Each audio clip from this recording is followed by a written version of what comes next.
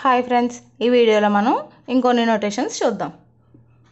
ఈ సింబల్ని greater than అంటాం, ఈ సింబల్ని లెస్ దాన్ అంటాం. చాలామందికి గ్రేటర్ దాన్కి లెస్ దాన్కి కన్ఫ్యూజన్ ఉంటుంది కదా.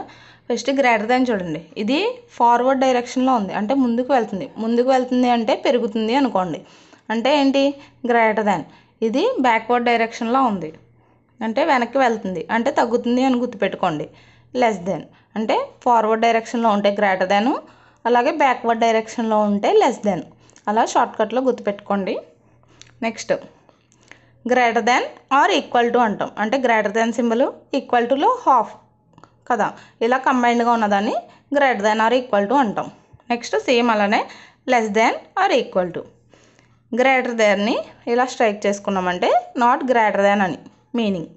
అలాగే not less than, belongs to అంటే ఇలానే ఉంటుంది, కొంచెం బెండ్ చేసి రాస్తాం, దీన్ని బిలాంగ్స్ టు అంటాం.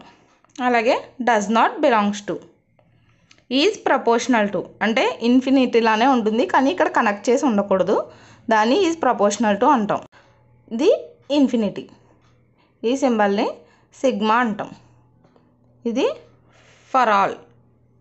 ఈ సింబల్ని there exist or for some అంటాం. వీడియో నచ్చినట్లయితే లైక్ చేయండి. Thank you for watching.